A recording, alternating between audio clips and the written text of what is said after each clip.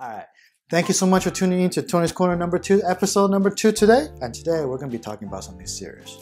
As you know right now, the coronavirus is taking a major toll on major cities all around the world. Prayers out there to everyone. And I think the government has done a great job right now in telling everyone to stay home and remain there. That's why we're making videos today. But also, I hope everyone there gets out of this safely. All right, so what are we going to be talking about today? Today, we're going to be talking about how does this coronavirus affect our real estate market, especially here in Vancouver, British Columbia. What I mean by how does it affect the market? Now, today we're going to be talking from two perspectives. One, we're going to be talking from the buyer perspective, and we're going to be talking from the seller perspective. And we're going to be talking about the two situations, the scenarios that comes in.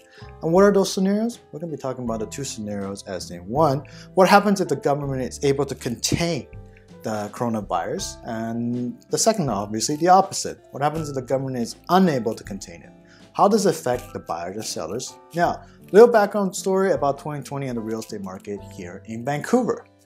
The start of this year, actually, you've seen a year-over-year increase in terms of sales and also price compared to 2019, in which it was a pretty slow year and all the buyers, a lot of demands, were sitting on the sideline because the market dropped quite a bit and everyone was going like, hey, we still want to buy. So there's a tremendous amount of demand still sitting there parked on the side.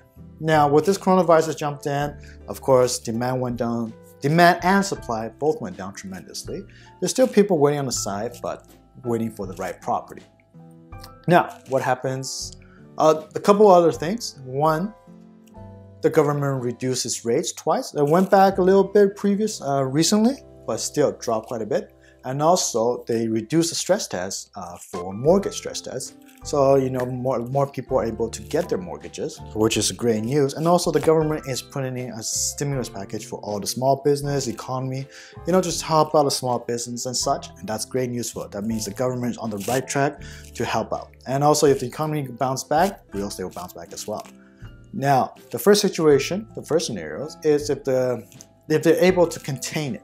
And the good news about that is, from buyer perspective, is everyone's been on the sideline, and now all of a sudden the virus is getting, has gone through. Everything's getting better. People want to put their money somewhere, and real estate has always been one of those top things in which people put their money in.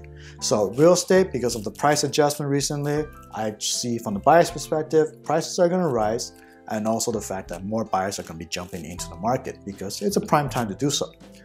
Now, from a seller's perspective, great news, of course. If the government contained it, the sellers, we could do open houses again. We could get more people through the property. And also a psychological effect is a lot of sellers during this time might still be afraid.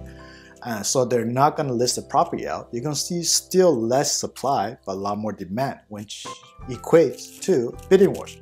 So that might not be good news for the buyers, but that's great news for the sellers. If you're a seller, if you're listening at this time, now the prices might not be as high as 2016, 2017, but you're still going to get multiple offers for your property. So that's great news for a little bit for the buyers, more supply, but multiple offer situation. Now for the seller perspective, great news the government is able to contain it. Now we'll talk about situation number 2. What happens if the government is unable to contain the virus?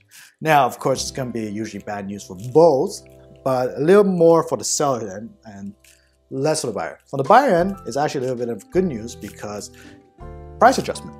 With this, the market's going to go down. Everyone's going to be either the people that's selling during this time are going to be panic selling, or they're not going to sell at all. You're going to have a lot less supply and less buyer, a lot less demand, because people aren't going to go on and look at houses. They're not going to go out. They're going to be keep their money in. So from this perspective is the market is going to go down, price is going to go down, buyers could wait a bit more time to buy, and they could shop around a lot more. So that's good news for the buyers. Now, of course, there's going to be less supply.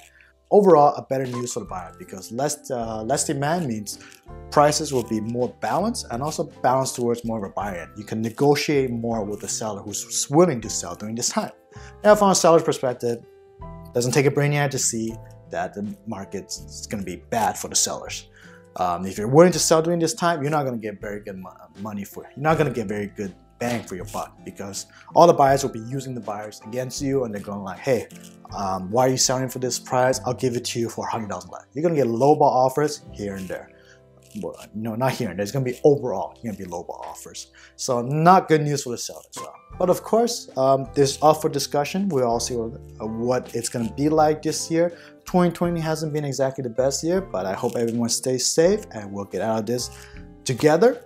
Social distancing. So I hope everyone stays safe, and please, if you like today's video, today's Tony's Corner, please like, subscribe, and comment. I definitely recommend discussion about this topic.